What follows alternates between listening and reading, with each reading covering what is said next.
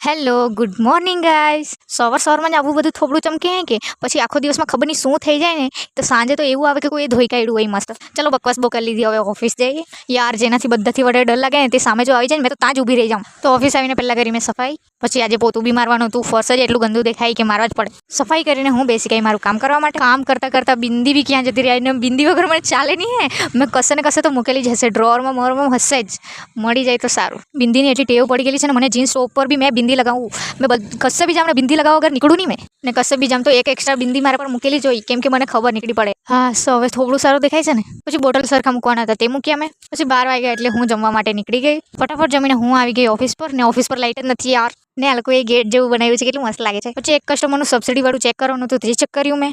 ચોપડી હોય બારડોલી વાળાની ને આવે શાસ્ત્રી રોડ વાળા પાસે, કેમક સમજાવે એ લોકોને. પછી બહુ દિવસથી એક પાર્સલ મંગાવ્યું હતું જે આજે આવ્યું છે.